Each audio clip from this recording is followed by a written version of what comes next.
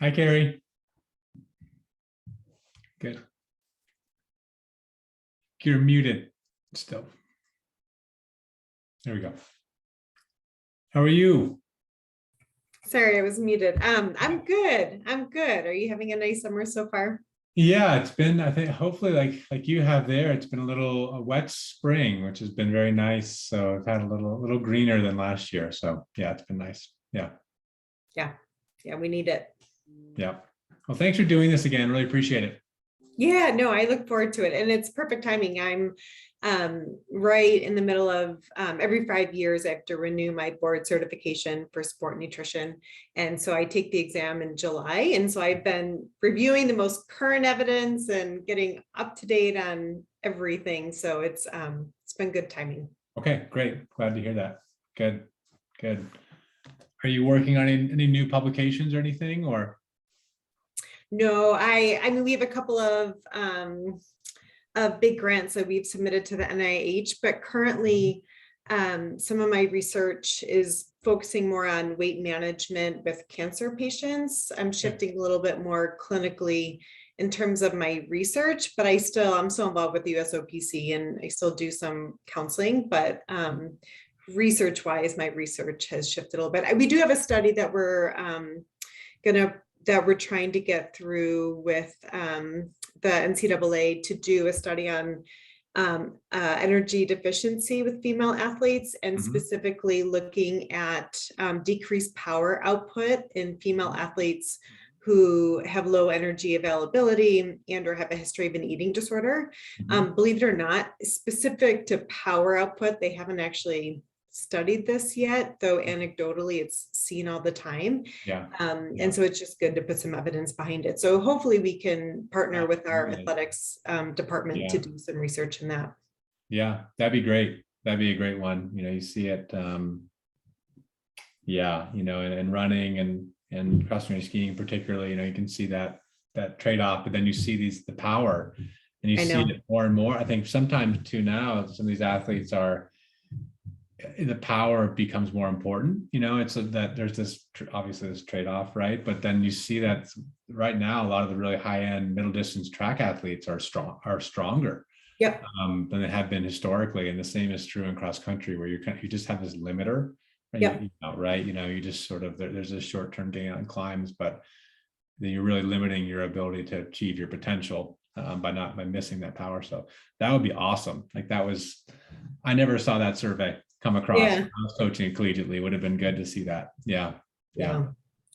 So for so long, Dave, the emphasis was on a specific body composition and body type for sport. And luckily a lot of people have known, but luckily the research has really supported that genetics strongly determine our body composition, and our genetic potential is pretty specific. And so knowing that, we're really focusing on helping athletes to achieve what they're capable of given their genetics, right? So I think that allows athletes to recognize there's going to be a performance deficit if they try to counter their genetic potential. And so instead of trying to just achieve this body composition, which is largely out of our control, let's focus on what we can control, right? So training and nutrition. And so I hope that's allowed people to get stronger and welcome that, Yeah, that's really advanced, I feel like, Kary, because that's something that, just even in my athletics, I saw, you see the certain body type, right, of those top athletes, and you go, well, I need to look like that, right? That's the road. And then more and more, and this is in cross country skiing, you see some athletes who like just maximize their genetics, right? Like, I'm big and strong, I got to use my muscles, I'm not going to look like this other athlete, right? And that was never explained to me, I'll put it that way. And I think that's explained to a lot of athletes, but that's a pathway, right? To say look, your genetics predetermine a lot of these things. This person has these genes that look like this and you don't, but that's not the path for you. Is it just to try to achieve that body composition? You're actually leaving a lot on the table, probably, right? In terms of your potential by doing that, right? Yeah. I've never heard, I've sort of arrived at that, just through observation, but it's really interesting to hear that clinical analysis of that. So Yeah. Yeah, and we're really trying to do, coaching education just so that, I mean, you already came to that conclusion, but to support coaches and helping to guide their athletes and support their athletes. And unfortunately, few coaches can push their athletes to try and achieve specific body types and compositions based upon sport ideals. And so there's just so much education that's needed, but hopefully it's coming. Great. Great.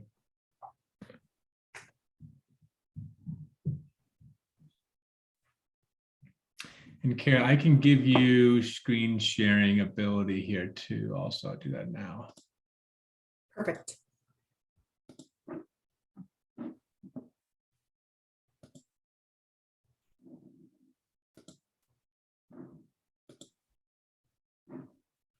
Great. You should be able to share whenever the time is right now. I'll do a quick intro before we get started, but then. Yeah, do you want me to go ahead and start sharing my screen now? You like, yeah, yeah.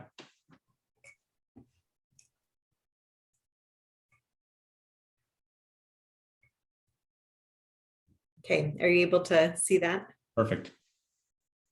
Great.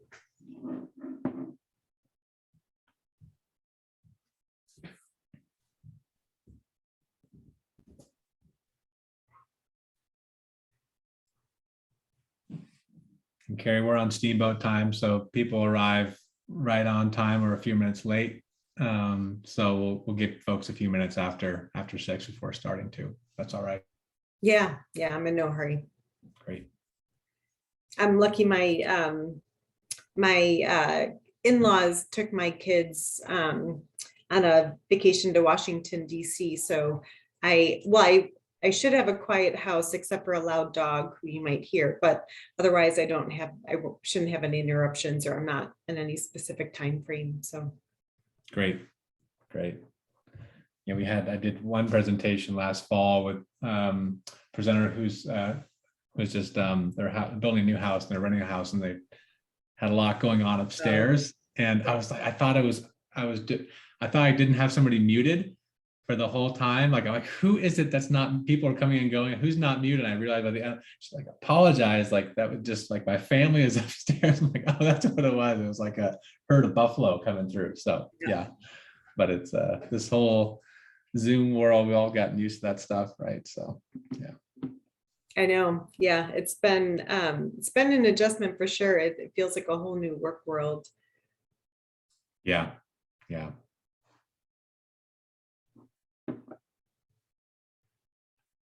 Whether for the better or worse, I'm not sure, but we don't have much choice in that. It's just different, right? It is sort of is what it is. It's interesting though. I was sort of relieved to see our at the University of Utah, we for a while were fully online, as many programs and schools were during the peak of COVID.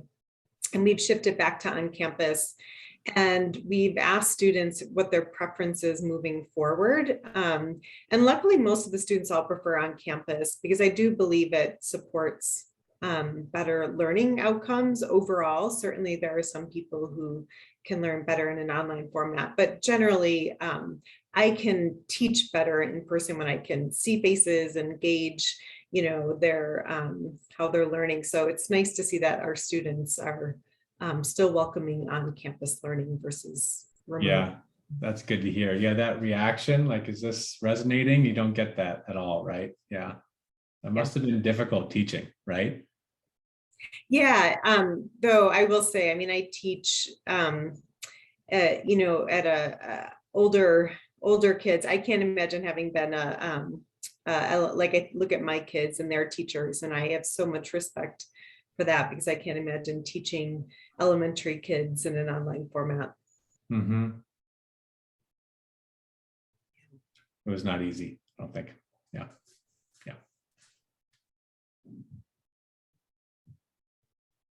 How many athletes do you have, Dave, in your program total? So in the whole club right now, winter and summer, it's about 1,400. Oh, wow. That's about pushing 600 in the summer. And then a lot of those cross over in the winter too. It's about 1,200 in the winter. Yeah. So.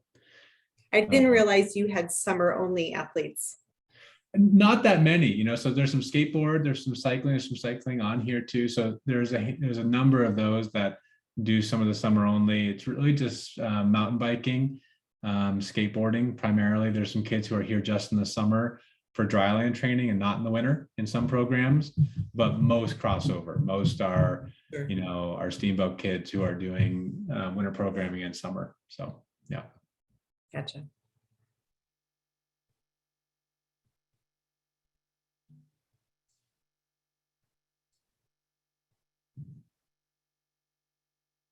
I'm just going to wait a couple more minutes, Kary, if that's all right with you. Just a lot of people jumping on right now, it looks like. So yeah, no problem. If it's like my classes, I'll have 0 students on at 8:59 a.m. and then at 9 a.m. 16 students all jump right on. So yeah.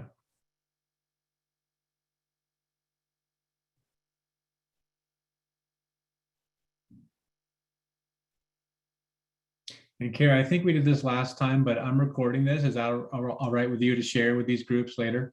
Yeah, absolutely. Great. Absolutely. Actually, I'm going to get my pen and paper to make sure I can write down any questions. After, at the end of today, I'll invite any specific questions that would be helpful to consider for next week as well. So great. And as we emailed, I'll moderate any questions too in the chat, just to facilitate at the end if you have some time for some Q&A at the end. But I can just encourage people to write them in the chat, and I can help ask those people if people don't want to too. So perfect.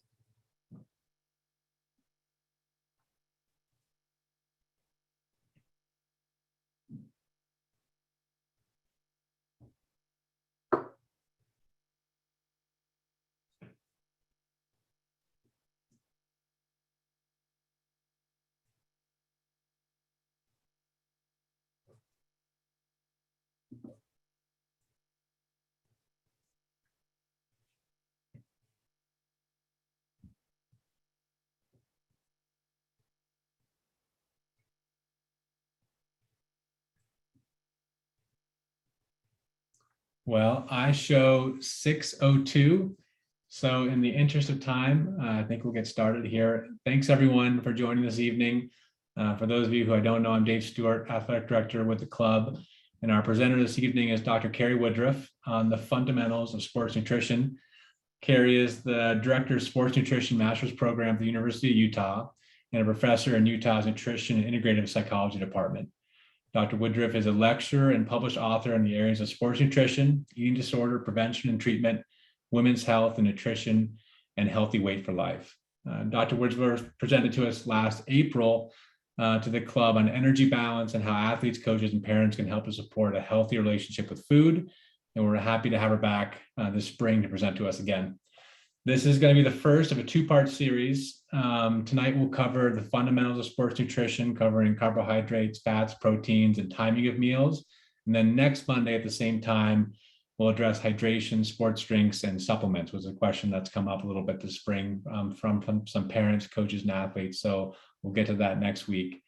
I'm a big believer in consistent education on nutrition. I think it's one of these areas where it's a win-win topic, where any improvement in nutrition leads to better performance, but it's also equally as important in overall health and well-being. So there's no negatives to eating better. So I really look for these things when it comes to athletics and our education that are not just affecting athletic outcomes, but overall well-being and all walks of all areas of life as well. Tonight's presentation is going to be recorded, and there'll be an opportunity at the end to ask questions. So if you have any questions that you want to remember, jot them down or put them in the chat, and I'll be happy to ask them at the end as well. And you're welcome to unmute and ask them when the presentation is done too. Kary, thanks again to presenting to the club again, and I'll let you get started. Perfect, thanks. As Dave said, I'm Kary Woodruff. If you have any questions, you can call me Kary. And I really love these opportunities. First and foremost, I love that that Dave invites coaches and parents and athletes, because we find that when our athletes are receiving consistent messaging and the same information from multiple sources, it can really help to solidify and to reinforce that information. So it's so great to see so many different individuals here. And Dave provided my background. I do enjoy teaching, and I really find that nutrition education, working with athletes and patients, is also something that, well, I certainly enjoy. So my goal for today is that we're going to be able to cover some of the fundamentals of nutrition and sport nutrition. The one that's omitted is water, electrolytes, and supplements. So we'll be talking about that, as Dave mentioned, on Monday. But today we'll be talking about overall energy intake a little bit. We'll talk about the macronutrients that provide our bodies with energy, as well as the other functions of those macronutrients, carbohydrate, protein, and fat. And then figuring out how do we time our intake of those nutrients, and just overall what an athlete's diet looks like. So that's what we'll address. And again, as Dave mentioned, I will have time at the end for questions, but if there's something on a specific slide that you really want to grab my attention, that's okay too. I'd love for this to be as informal as possible. So when we think about energy is measured as calories. With my athletes, I like to talk about energy versus calories. I think calories sometimes has a negative connotation and can promote a fixation on numbers, which sometimes isn't always very helpful for athletes. Sometimes numbers are important, but overall, I really like focusing on energy, because calorie is just a measurement of energy. And so we think about energy. I'm going to talk in broad strokes. It's not possible for me to provide specific and individualized energy recommendations for an athlete, because it really varies so much on body size, body composition, sport type, age, daily activity, as well as training amounts. So there's so many different factors that determine our energy levels. But we can also talk about some general and more broad information that still can be helpful.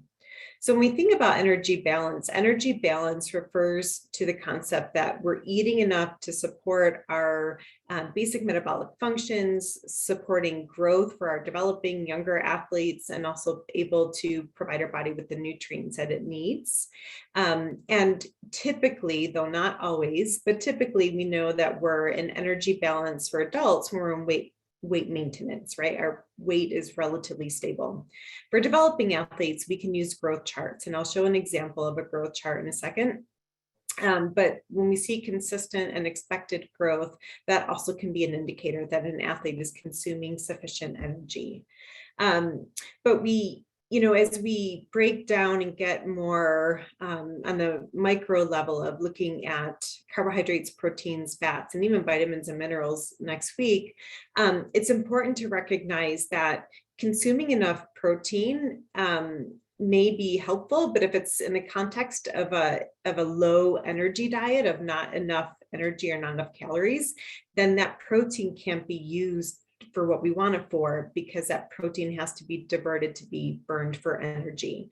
So the macronutrient recommendations that we're going to talk about are all in the context of a healthy and energy sufficient diet. If there are concerns that the diet is too low in energy, we can talk about some next steps, but helping to ensure energy balance, especially for our developing athletes, is very important.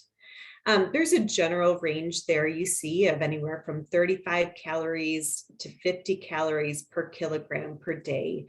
I'll give a disclaimer that sport nutrition provides all of its information in kilograms and not in pounds. So you see a little note there at the bottom. If you're curious, want to know what your weight is in pounds or in kilograms, just take your weight in pounds divided by 2.2, and that will give you your weight in kilograms. And again, if you, a sport dietitian can, it's not to say we can't find out what a specific energy recommendation would be, but it needs to be individualized for each athlete. And so a sport dietitian can help with that. So here I show a growth chart, and I had the pleasure of working with a exercise well, a sport medicine physician for 12 years in a clinic. And we specialized in the treatment of patients and athletes with eating disorders. We worked with Olympic athletes, and we worked with university athletes at the University of Utah and other elite level athletes who had eating disorders. And for our developing athletes, this is a key marker that we would look at. We would look at their growth charts. And what you see for this athlete here is this is an athlete who looks like their BMI percentile is right around the 50th percentile. And I will say it's less important as to what the percentile is. You know, I'm not tall, my husband's not tall, so my kids are right around the 25th percentile, and that's okay. It's whatever the percentile is that's been established is what we want to track. So whether an athlete's at the 5th percentile, the 95th percentile, but if they're tracking in that percentile consistently over time, that indicates that they're consuming enough energy for appropriate growth. And so here you see an athlete that's tracking, and then this, what we later learned was the onset of an eating disorder, and you can see how their growth significantly declined. So I just show this as one piece of feedback. It's certainly not going to be prescriptive of anything in of itself, but taken in consideration with other information that we have can be helpful to gauge. But every time I take my kids to the pediatrician, we always just look at the growth charts, and I'd encourage you to do so as well. All pediatricians and family medicine physicians are typically tracking this information, and it's just helpful to see. Certainly we can see growth spurts and growth lags, and those are expected and normal, but with a growth lag or a growth spurt, you would not see, you know, a percentile decrease down to the 25th percentile or 15th percentile, whatever that would be. That would be too dramatic to be part of normal growth and development. So just tracking growth on growth charts can be really helpful as one piece of information regarding your athlete's energy intake. And if you're an athlete, you know, I realize I'm speaking as if it's just parents, but for athletes, you know, as you get older and you're going to your doctor, just ask, you know, is my growth tracking appropriately in my growth chart? And they'll be really impressed that you know that. And you can kind of see how you're tracking over time. Here's some other indicators to see if we're getting enough energy. And these are just some examples, right? So in general, we know that normal eating is flexible. So for an athlete who's not consuming enough energy, not enough calories, these are athletes who tend to be very sluggish and lethargic, both during the day and during training.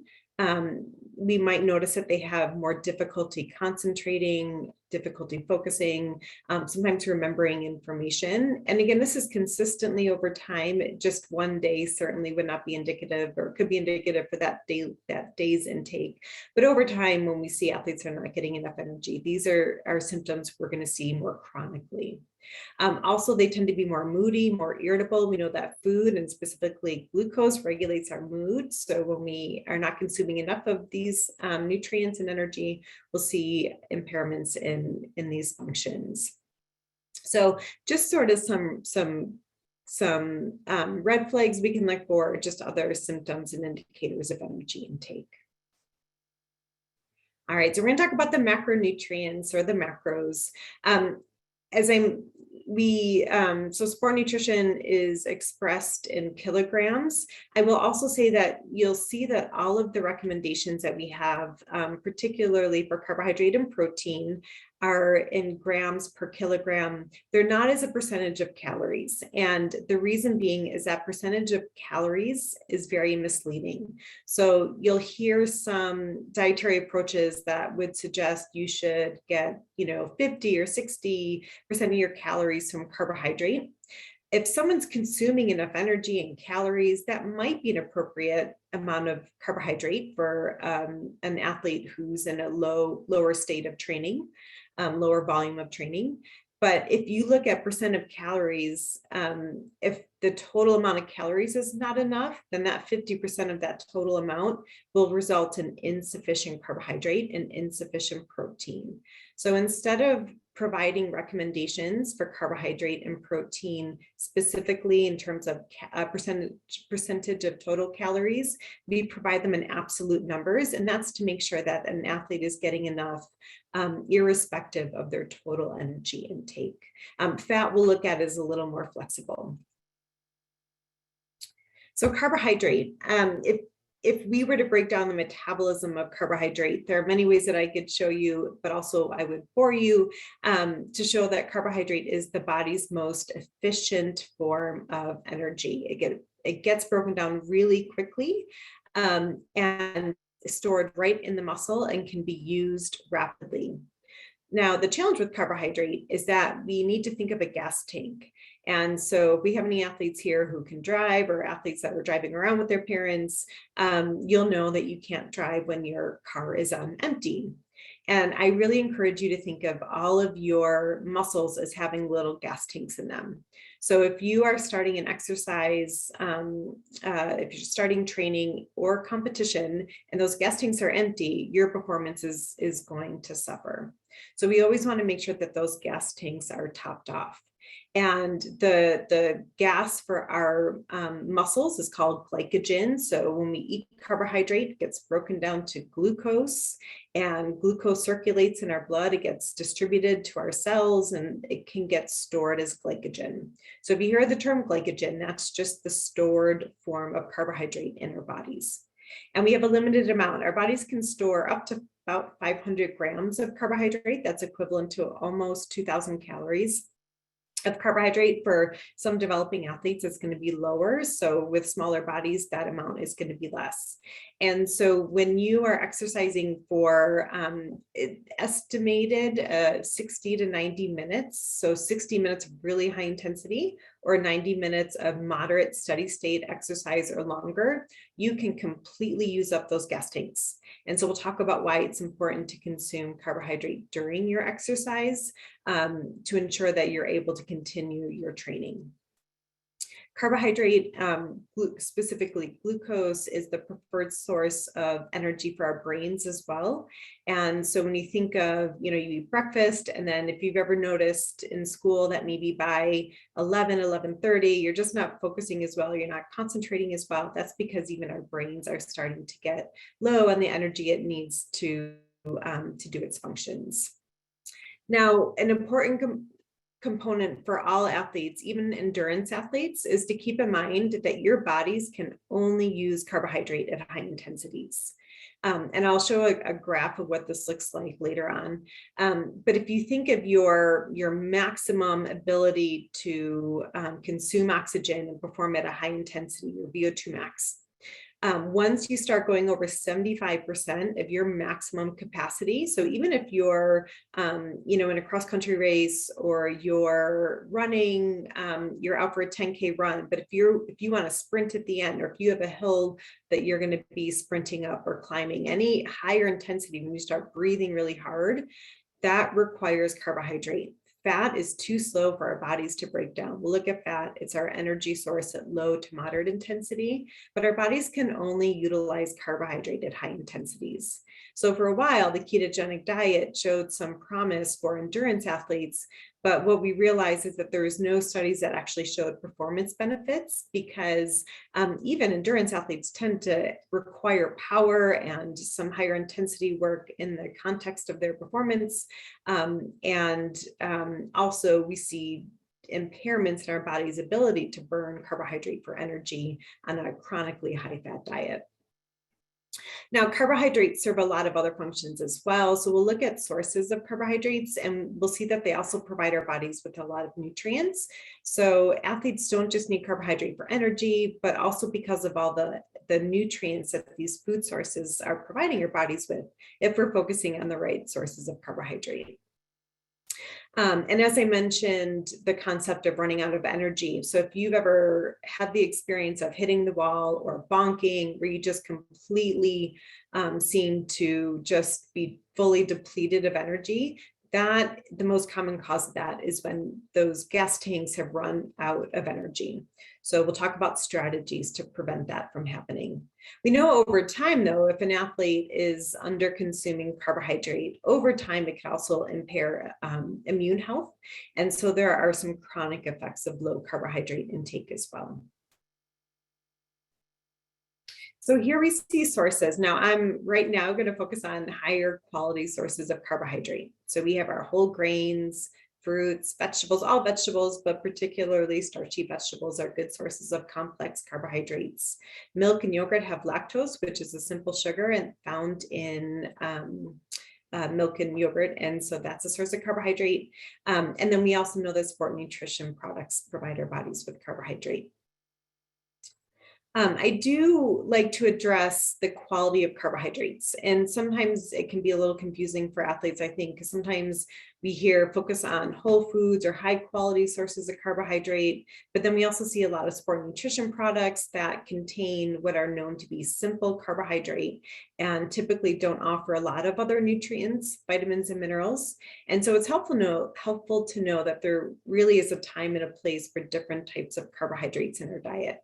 So even for someone who's not an athlete, we like to focus on the more whole food sources of carbohydrates, right? The less processed forms. So our whole grains like quinoa and oats and whole grain products, fruits and vegetables, even dairy is minimally processed. I won't say totally unprocessed, but minimally processed, especially dairy products that don't have a lot of additives to them. And so these are going to be our less processed forms of carbohydrate. And generally speaking, this should make up the majority of our carbohydrate intake. However, there's also room in our intake, and especially for athletes who need a lot more energy, there still is room for what we might call more fun sources of carbohydrates. So some of the snack foods and some of the, drinks that might not be providing a lot of other nutrients, some cereals. But generally speaking, we like to encourage our athletes to focus on the whole food forms of carbohydrates. And the reason why is if you were to compare a glass of low-fat milk, 12-ounce glass of low-fat milk, compare that with a soda, with a Coke. So the Coke will provide your body with carbohydrate, but there's not going to be anything else that it gives your body. Now, the 12-ounce same size glass of milk is going to provide your body with carbohydrate. It's also going to give you a good source of protein, a really bioavailable, well-absorbed form of calcium, has vitamin D fortified, riboflavin, lots of B vitamins. And so when we think of more nutrient dense choices, these are foods that are going to have macronutrients like carbohydrate and protein, but also have a lot more vitamins and minerals and also fiber. Fiber is very important for digestion. It's important for our gut health, and we get fiber from less processed sources of grains. So generally, if you have the option, choosing the whole grain bread, choosing the whole wheat pasta, choosing the brown rice, the whole grain tortillas are going to be better choices than the white counterparts of those products. If it's a birthday and you're celebrating and having a piece of cake, absolutely, right? But the foods that should make up the foundation of our diet should be the less processed forms. For athletes, though, there certainly is a time and a place for refined carbohydrates, simple sugars that are found in sport nutrition products. And that's because these products are formulated to have the right concentration of carbohydrates, such as sports drinks, so that they're not too high in solute, so it doesn't cause gastric distress. And these are carbohydrates that are really quickly absorbed into the body. So we'll look at hydration a little bit more next week. But when you think about Gatorade is absolutely appropriate during exercise. Now, you don't need Gatorade when you're watching TV on the couch. Water would be a great option at that time. So there's a time and a place when the simple refined carbohydrates are appropriate for athletes. But otherwise, we want to stick more to the right side of the slide there compared to the left side. Sorry, my dog's going to be noisy, I think, today. So how much carbohydrate do we need? For athletes, you don't need to get too nitpicky. I just try to give general ideas so you can kind of see exactly how much you should be having. So if you remember that formula to figure out your weight in kilograms is to divide your pounds by 2.2, and you can see just how much carbohydrate you need. Now, as you look at the bottom there, it says 6 to 8 and up to 10 grams a day. So if you're more at the range of 3 hours a day of training or more, you want to be ranging between 8 to 10 grams of carbohydrate for every kilogram of your body weight. And that's over the course of the whole day. So that would include anything you consume during your training, as well as before and after throughout the course of the day. I'll show you some examples, by the way, of what this looks like so that the numbers make a little more sense. But certainly because of the length of exercise, endurance athletes really need a lot more carbohydrate. For those who are engaging in more moderate length, but maybe higher intensity exercise, you're more likely to fall within the range of 6 to 8 grams of carbohydrate per kilogram of body weight. Unless it's less than an hour, it might be more like 5 to 7 grams. So you can just see some general ranges based upon different sport types. So I wanted to show just some examples. So we have an 80-pound athlete, a 120-pound athlete, and a 160-pound athlete. And just to give you some general, a general idea of what this looks like. So you can see some totals there for what your daily intake would be. And we won't spend too much time here. I'll certainly share my slides with Dave, and you can have this as a reference if you'd like, but just recognizing that athletes need a lot of carbohydrate. The second macronutrient is protein. And if you were to ask, if I were to ask any of you athletes, what does protein do? My guess is you would focus on the top function there, right? So protein helps to build muscle, and many of us are aware of that benefit of protein. Muscle is just one component of our lean body mass. So when we say that protein helps to maintain our lean body mass and increase lean body mass for those who are growing and wanting to get stronger, keep in mind that our lean body mass is also comprised of our bone. And so as we think of developing athletes who are not fully developed yet, so adolescent athletes, your bones are actually increasing in density right now at the most rapid rate of your entire life. And so your peak bone mass, you'll probably achieve in your 20s. And at that point, we only can hope to maintain our bone mineral density, and over time, it'll slowly decline. But we want to attenuate some of those changes through appropriate protein intake. But especially for adolescent athletes, protein is not just important for muscle, it's also really important for our bones. And so sometimes, when we think of endurance athletes, some endurance athletes might be less focused on strength, but we also know that endurance athletes who don't consume enough protein, they're at greater risk for stress fractures. We also know that protein is an important part of our immune system. And so those who are not consuming enough protein might be more susceptible to illnesses, chronic illnesses over time. But especially if you think of stress fractures, I know many athletes who are taken out of a season because of chronic stress fractures. It can be quite debilitating, and certainly it can impact our performance and our ability to train. So consuming enough calories, first and foremost, but secondly, enough protein, along with other minerals like calcium and vitamin D, other nutrients, are really helpful for our bones. And we want to do everything we can to try and increase our bone mineral density as our bones are continuing to grow.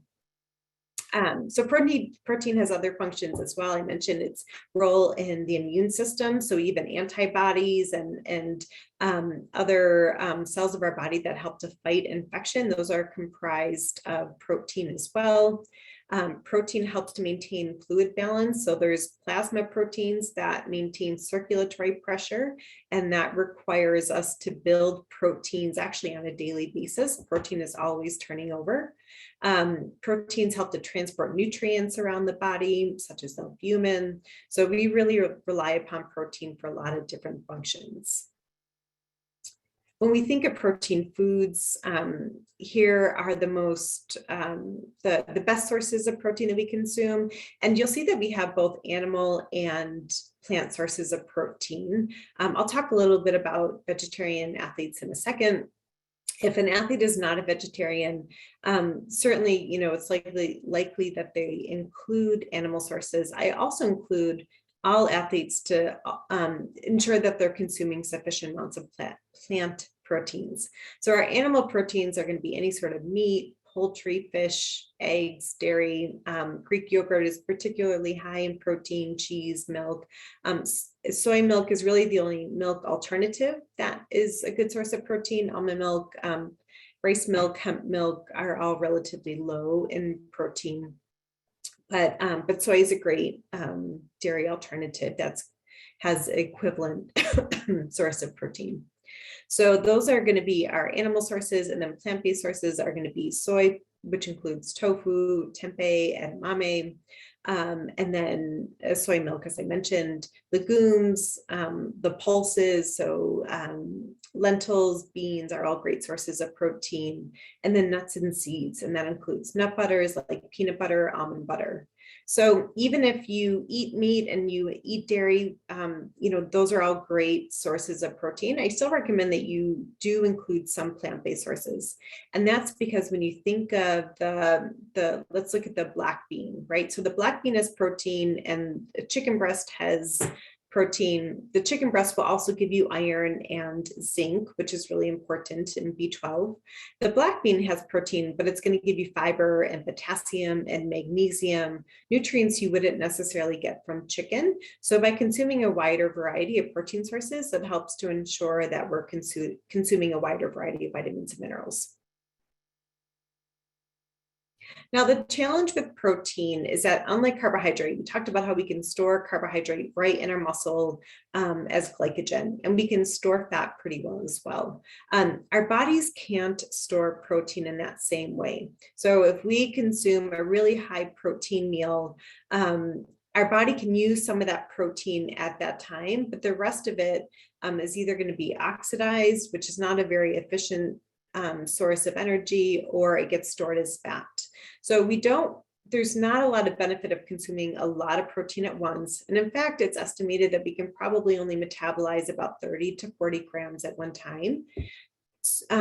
We do know that athletes have higher protein needs. So the best way to meet those protein needs is to have that protein intake spread throughout the day. It's actually estimated that Americans consume about 60% of their protein in the evening meal. And especially for athletes who are trying to maintain and build lean body mass, we do encourage that athletes focus on all three meals and even snacks as opportunities to consume protein. And so to have the protein more evenly distributed throughout the day. So if your evening meal tends to consume protein, sometimes it's breakfast that might be lower in protein. Cereals and grains are common breakfast foods. They might have some protein, but if you look at that amount of 25 to 35 grams per meal, many cereal or breakfast foods may not provide all of that protein, and lunch just depends on what you're having. So think about how you might more evenly distribute your protein intake throughout the day. And maybe you start with one meal, it might be breakfast, or maybe you have a snack in between breakfast and lunch as a way to get a little bit more protein in, and having them more evenly distributed can help maintain our lean body mass. And then the amount of protein, I'll show a further breakdown, but generally speaking, athletes do have higher protein needs. So a sedentary individual only needs 0.8 grams per kilogram, whereas athletes need sometimes more than twice that amount, depending upon their sport type and where they are in their training. So we'll look at some examples. There is some research to indicate that our anabolic hormones, so our hormones that promote strength and building muscle, are still relatively metabolically active at night.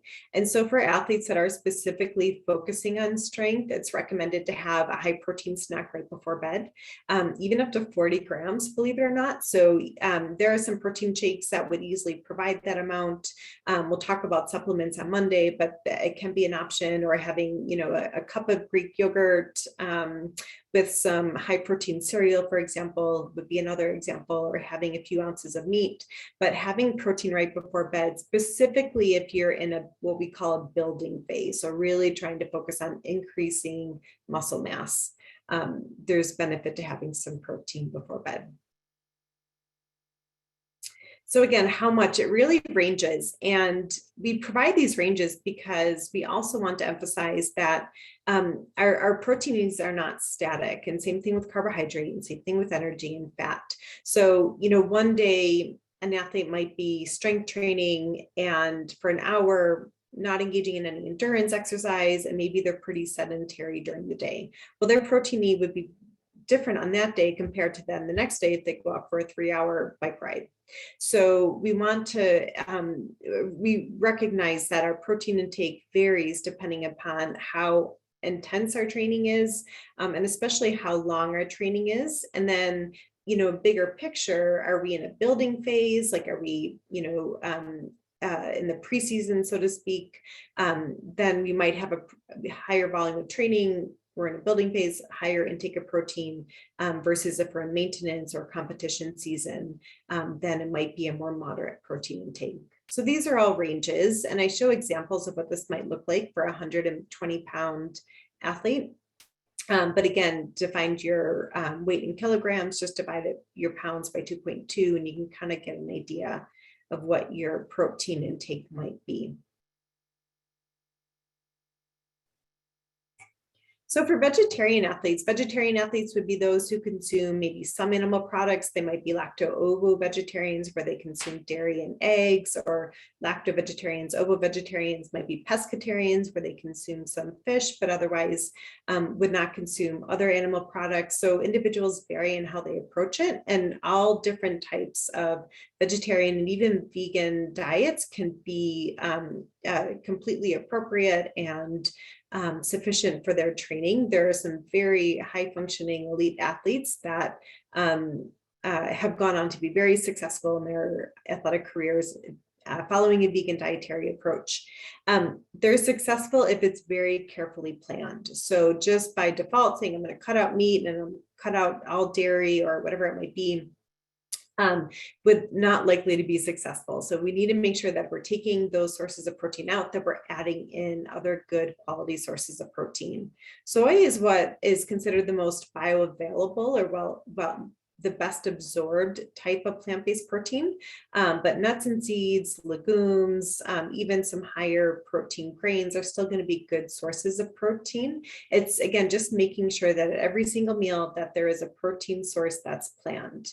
And so sometimes having some help with the dietitian if someone's just transitioning to a vegetarian diet, but otherwise if it's well planned out, can be very sufficient.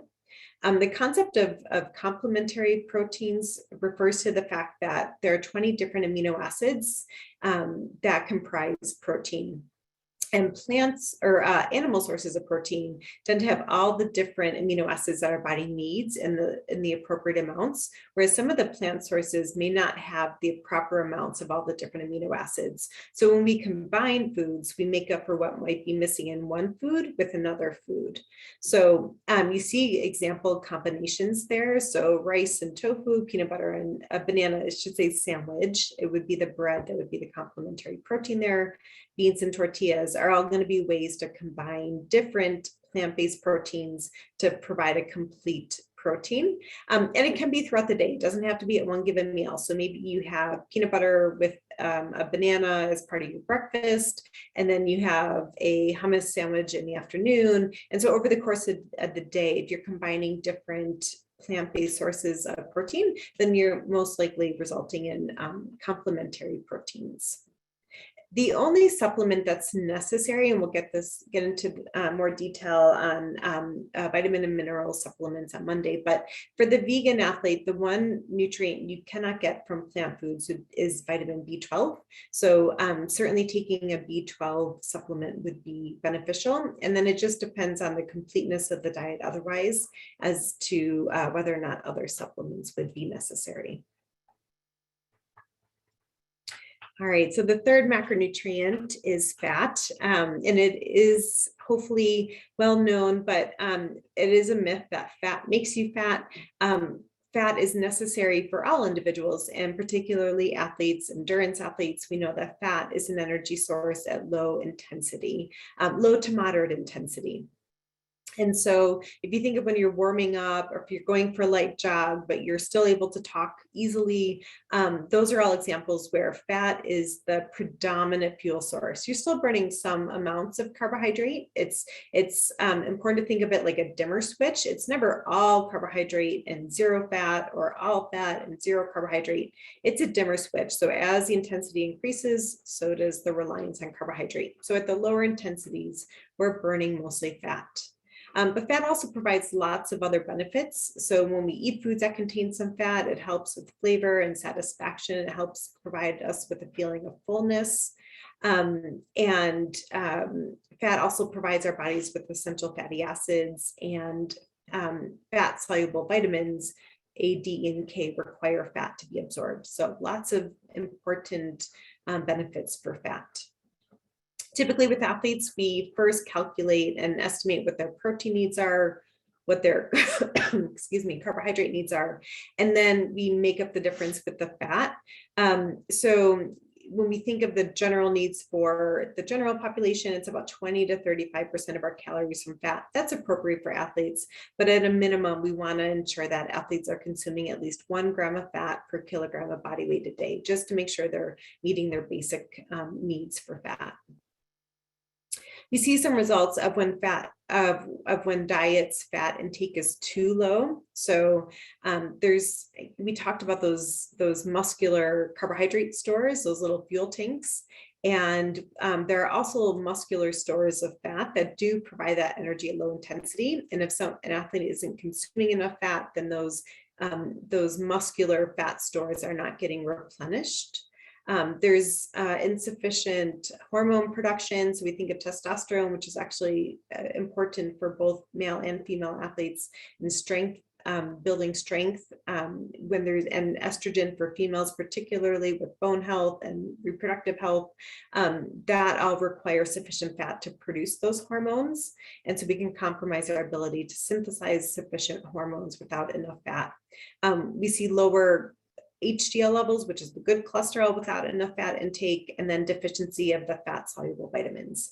So we just like to make sure athletes are consuming enough fats. And unless an athlete is intentionally severely restricting fat, most athletes tend to consume enough fat because it's such a dense molecule. There are 9 calories per gram of fat. So even a little bit actually provides a lot of energy. So here's this concept that I mentioned earlier that references that as our exercise intensity increases, so does our use of carbohydrate as an energy source. So on the bottom there, it says percent VO2 max. So 100% would be working at your absolute maximum capacity. If you were on a treadmill, sprinting as absolutely fast as you could, they would measure your oxygen consumption, your carbon dioxide exhalation, and that they'd be able to measure your maximum oxygen capacity. So when you think of your maximum capacity, if you look at the percent of energy that's coming from carbohydrate, right, you're getting just close to 100, and it's a little misleading. It's never completely 100, but it's pretty close. And so when you think of those gas tanks, if those gas tanks that contain the energy for those muscles, if those gas tanks get depleted, then you're going to be limited. That's when you hit the wall. That's when you cannot hit those higher intensities. And that's because of depletion of carbohydrate. All right, so those are the fundamentals for energy, carbohydrate, protein, fat. So how do we put this together for what the intake looks like over the course of the day? So I'm going to give some numbers here, and if it's helpful, don't maybe focus on the numbers, but you can focus on what are the important nutrients to focus on, and I'll give some sample meals and snacks. For those who like numbers, they're available, but again, not all athletes need to count out every single gram of protein and carbohydrate, every single calorie. This just provides general relative amounts. So before exercise, if we want to top up those gas tanks, we're going to want to focus on complex carbohydrate sources. Having little bits of fat in there can be okay, some protein. It really depends on your preference. So if you have a good 2 to 4 hours to eat before you exercise, you're likely able to tolerate a larger meal, and that meal should have mostly carbohydrate, but having some fat and having some protein can be okay, right? So you see some oatmeal here. There might even be some nuts in there for some protein, but some good complex carbohydrates from the raisins, the apples, and the oats. But as you get closer to exercise, you're going to want to focus more on simpler carbohydrates. So if it's less than an hour, having a really complex carbohydrate, it has fiber and can take a little longer to be digested. So that's where maybe having, a piece of toast and a little bit of peanut butter, or having a moderate fiber cereal, but not a high fiber cereal, for example, not having too much fiber. You also want to avoid too much protein and too much fat before exercise. Fat especially slows down the digestion of food. And so that's where you feel like you have a whole lot of food just sitting in your gut before a workout, is when that meal is too high in fat. So, the athletes who go to McDonald's right before exercise and they end up consuming a lot of fat, inevitably that happens at McDonald's. And then they go to try to exercise, they feel sluggish and fatigued. And that's because that meal is just sitting there. It's also causing blood to be diverted to the gut. The blood can't be delivering oxygen to the working muscles. So we just want to avoid too much fat right before exercise. But if you have more like 2 to 4 hours, then we can be a little bit more liberal. And then practice, practice, practice. So that is one of the most important messages of today, is use your training as opportunities to try different things and practice, because on race day and competition day, you want to know exactly what breakfast works for you before your competition, or what lunch, what works for you, and using your practice as opportunities to try different things, is very helpful. All right, so here's just some examples of different meals and snacks to have before exercise. So it could be a whole wheat bagel with peanut butter and banana and some orange juice. And I show sample carbohydrate amounts next to it, so you can see about how many grams that has. So for many of these, this would be in the range of 2 to 3 grams of carbohydrate per kilogram of body weight. For most athletes, larger athletes will have to eat a little bit more. Smaller athletes will have to eat a little bit less, but these are just sample amounts that for most athletes will meet their needs for that 1 to 4 gram of carbohydrate before exercise. Now, during exercise, there's only one macronutrient that gives us benefit, and that's carbohydrate. So little bits of protein can help stave off hunger, and that can be okay, but too much protein can cause some gastric distress. We don't want too much fat either, for the reasons that we mentioned previously. Whereas if we're replenishing those carbohydrate stores, that makes sure that those gas tanks don't get down to empty. We're probably not going to top them off during exercise, but we're preventing depletion. It's only relevant for athletes who are exercising longer amounts, and so we'll look at that. The other benefit of carbohydrate is that it helps our brain. We mentioned that our brains prefer carbohydrate for focus and concentration. So they've done studies, for example, soccer players, when they examine soccer players' performance over the course of a game, they noticed that the athletes who at halftime refueled with carbohydrate foods, they made better decisions, their focus was improved. And so it's not just our physical performance that benefits from carbohydrate consumption during exercise, but it's also our cognitive functioning. And if you think of your sport, my guess is you can identify a lot of different ways that you rely upon your concentration and your focus to help your performance, whether it's deciding when you're going to sprint, deciding, what your strategy is going to be. And here you see some of the recommendations for carbohydrate during exercise. So if it's a really high intensity, like someone who's playing soccer pretty intensely for the whole 60 minutes with lots of sprinting, they might benefit from consuming some carbohydrate during exercise. For more moderate steady state exercise, we see the need for carbohydrate at around 90 minutes or more. That's when you can start to fully deplete those gas tanks. And for exercise less than that, you don't really need carbohydrate during exercise. So consuming water versus a sport drink, water would be just fine if it were a 45-minute workout, for example. The only exception is if you're hungry. So if you start exercise hungry and in a carbohydrate depleted state, then consuming some carbohydrate while you're exercise does actually have some performance benefit. The recommended amount is 30 to 60 grams per hour. If you're able to, spreading that out. So if you use gels or goos, for example, maybe you have one every 30 minutes, and those will help to meet your carbohydrate needs. If you use shot blocks, having one block every 20 minutes can be a strategy and that would get you to the low end of the recommended need. So I have both sport foods and some actual non-sport products, the banana, Fig Newtons, fruit snacks, and showing the sample amount of carbohydrate. So certainly some of these products, you might need 2 of them to meet your hourly needs. But shows, just some sample products. Luckily, all sport nutrition products have nutrition labels, and all foods that are have any processing will have a food label, and we'll show you what the gram of carbohydrate is, and just make sure you're paying attention to total carbohydrate and that you're looking at the serving size, because a drink might have 12 grams of carbohydrate per serving, but if it has multiple servings, then that would provide more carbohydrate. Drink or food is just fine. So if you prefer fluids, that works. If you prefer food, that works as well, as long as you're also getting water separately to meet your hydration needs, or a combination of both. Maybe someone has 12 ounces of Gatorade, and with that, they have a package of shot blocks. So that would put them in the mid range of that 30 to 60 gram per hour. This does require practicing, and research actually shows we can train our guts. So for the athlete who says, I just can't tolerate eating anything during exercise, that may be the case now, but the good news is that doesn't always have to be the case. So if you gradually and consistently try eating little bits or drinking little bits during training, and again, using training, not competition day, to try these strategies, but if you do it consistently, you can train your gut to tolerate food much, much better. So I've certainly worked with athletes who train for long endurance events, and they say they can't tolerate anything. And we certainly can get them to that 30 to 60 gram per hour, but it just takes consistency with training. Afterwards, so recovery, this is excuse me, where we really want to focus on our recovery nutrition.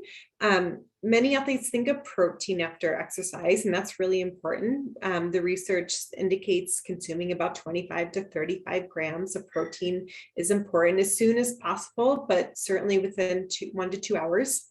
But we need carbohydrate as well, and there's a lot of benefits. So if we're just consuming protein without carbohydrate, the protein doesn't go towards building muscle. It gets diverted in a really inefficient way to try and meet our energy needs. So instead, let's meet our energy needs with carbohydrate and to refill those glycogen stores so that our body can use protein for what we want it to do, for muscle mass, for repairing tissue, and other recovery needs.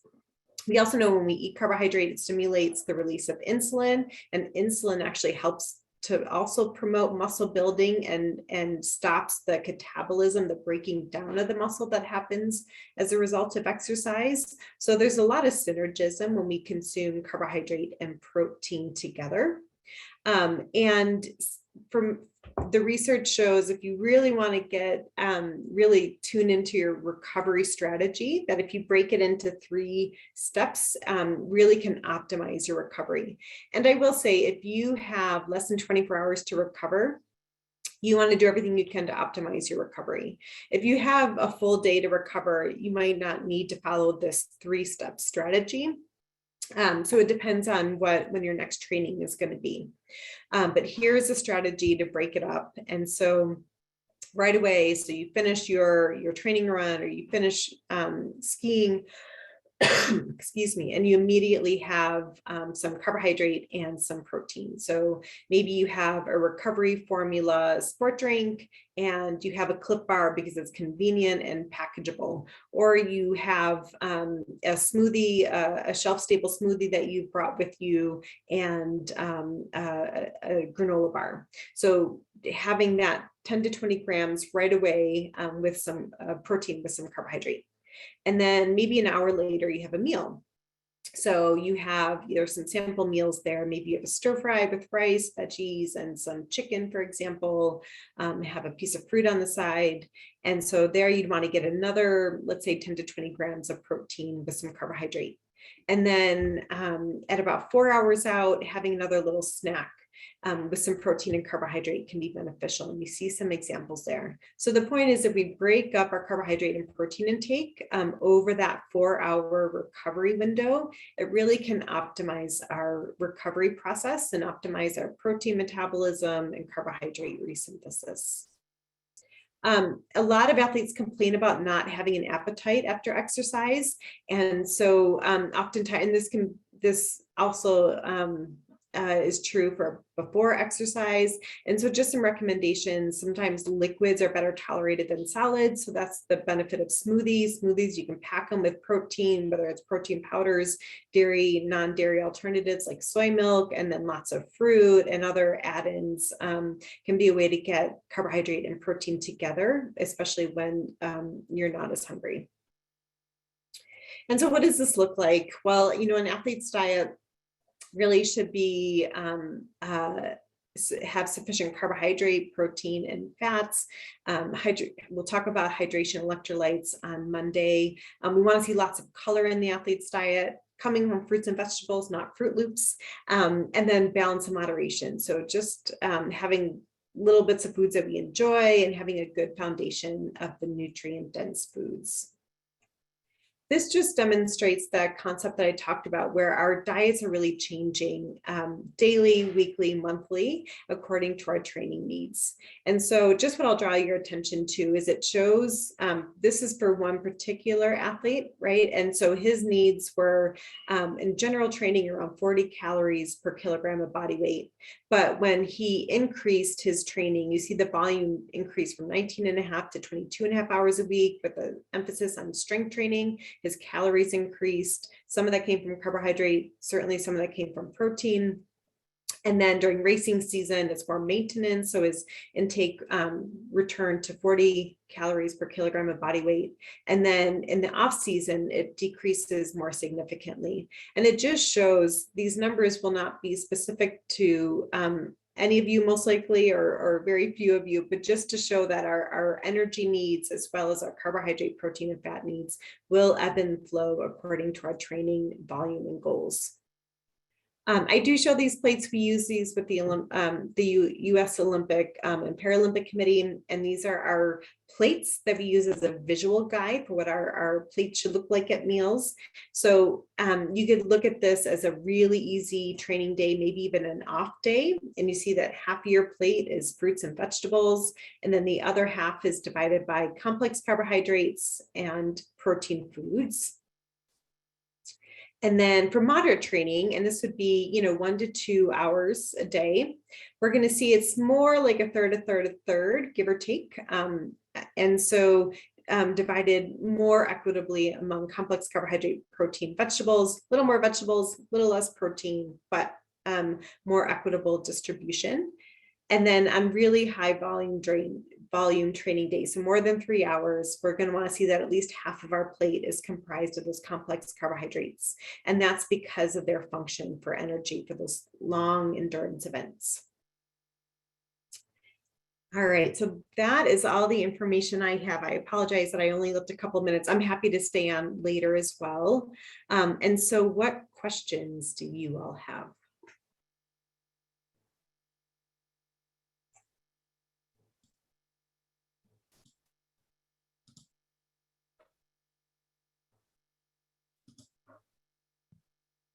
Well, thanks, Kary. Everyone has the ability to unmute to ask a question. So just wanted to, I muted people on automatically, but people can unmute and ask away.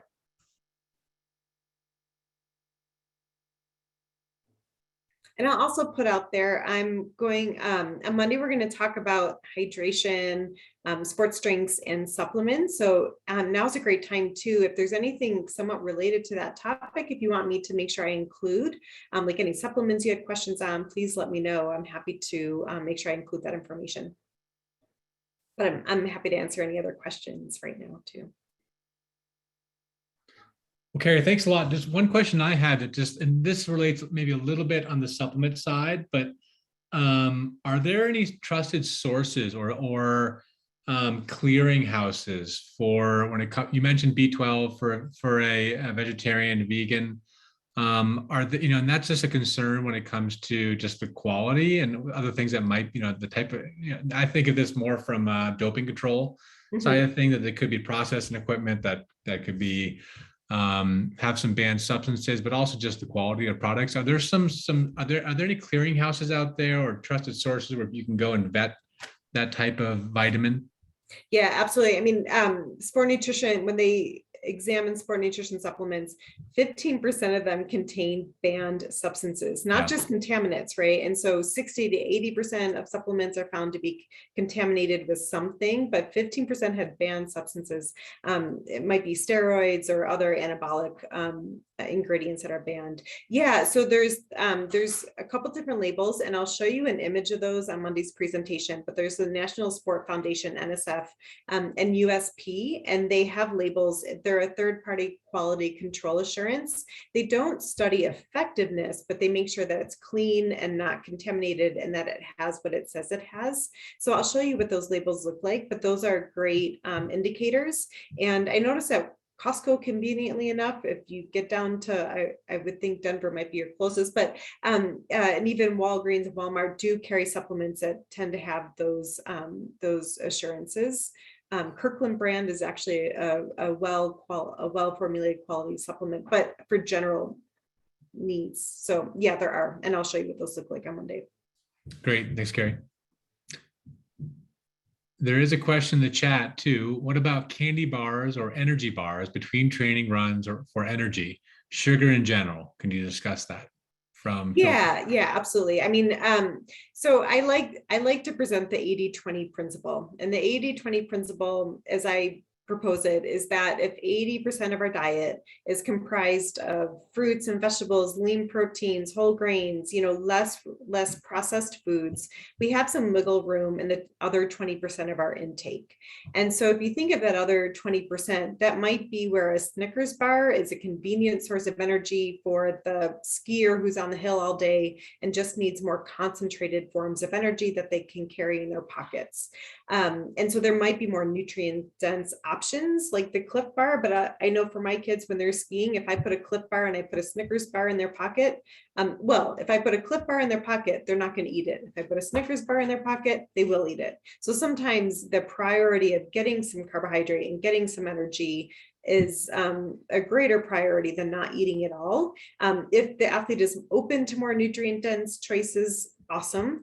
But just recognize that if the foundation of their diet is comprised of whole, less refined foods, there's some wiggle room to have some foods that have sugars and some foods that have added fats, for example.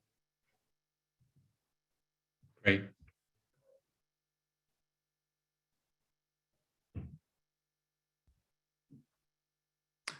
Okay, I had one other question, and feel free to interrupt if there's some others out there, but also on the resource side, are there some trusted resources just for nutrition in general? When you're looking at these broader topics, the macros, meal planning, are there some go-tos that you found recently that would be good resources for athletes or families, coaches? Yeah, absolutely. So believe it or not, and this is, I'm not biased towards Gatorade, but the Gatorade Sports Science Institute, GSSI, has a really great consumer-friendly resource. It is geared more towards exercise professionals and sport professionals, but any individual is able to access their resources. They have some really great handouts that are really consumer friendly. The Australian Institute of Sport, or for Sport, AIS, has some really awesome resources, especially in evaluating dietary supplements, for example, as well as just general information. So those are two resources that I recommend for athletes if they want their own resources. Intermittent fasting, great question though. So, it depends on the timing of exercise. So there are some athletes who use intermittent fasting for a myriad of reasons. It can be to train low, compete high, so to speak, of increasing fat metabolism, for example, without chronically being in a carbohydrate deprived state, but just key training sessions. And that can work as long as the athlete generally is able to especially recover from their exercise, so that the timing of their exercise is such that it's during a window where they can eat afterwards. And if it's a key training session, that their window of eating allows them to eat before and potentially during, depending upon the length of their exercise. So overall, intermittent fasting can work within an athlete's dietary approach, as long as the timing of their exercise allows them to meet their nutrient needs for that exercise.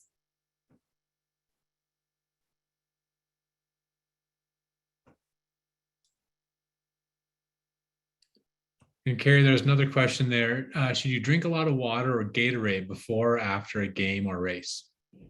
Yeah, we'll focus on hydration on Monday, but the gist of it is it's similar. It's consistent with the carbohydrate recommendations. So if you're going to go out for a 45-minute run and it's not going to be a really high intensity and you don't anticipate excessive sweating, water is sufficient. And if it's, or before the run or after the run.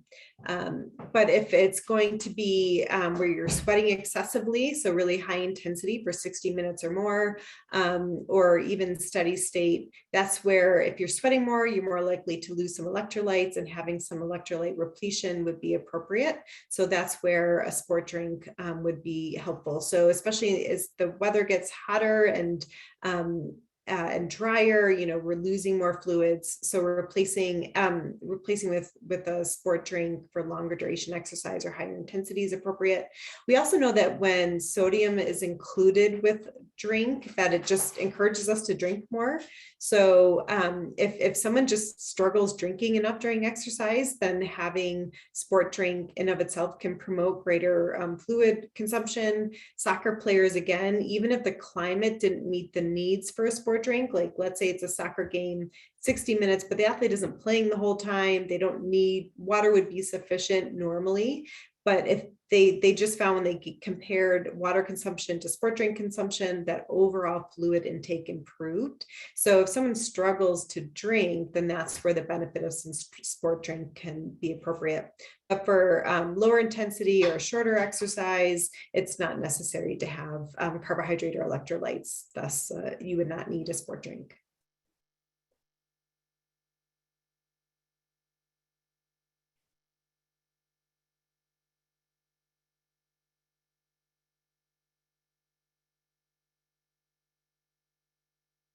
Sorry, I was muted. One more question. Thanks for the great presentation. Are there sports dietitians in town you could recommend? Ooh, I'm going to defer that to you, Dave. Do you know? I'd be happy to. Yeah. One presenter we've had present 3 or so times at the club is Kara Mars, and she was on earlier, actually, I saw it too. But Kara Mars is a great resource, great feedback from athletes and members in our community who've used her for nutrition guidance. So that would be a recommendation that I would have. Can speak to that just on behalf of our membership. For her, I can share that contact when I send this out as well, as a resource locally here. And Kara will do some more education for us probably in the fall as well. So you'll hear from her too. And I do see clients over Zoom too, if you ever want to share my information. So great. And remember, when we talked about energy imbalance and eating disorders, we talked about resources there too, I think, Kary, and you offered the same thing there, but also just some resources in Denver potentially as well that we might be able to reach out to too. So there's not as much locally here when it comes to that, but that's an important one to seek the right professionals in that case too. Yeah, absolutely. And sometimes, I mean, I know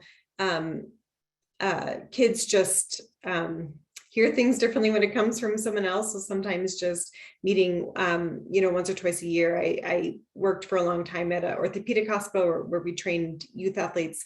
And I had some athletes I would just meet twice a year just for a little tune-up, and we'd go through their needs based upon their current growth and size and need any adjustments to their plan, that can always be a helpful thing to do as well.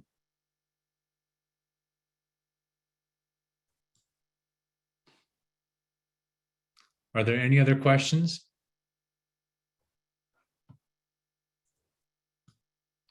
Well, I want to be respectful of Kary's time and everyone else's as well.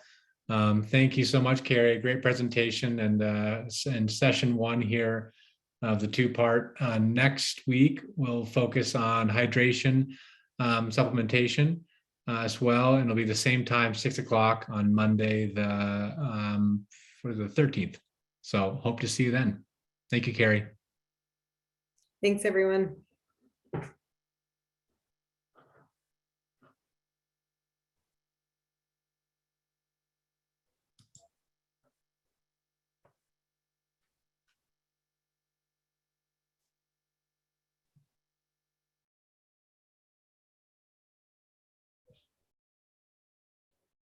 Great. Thanks so much, Kary.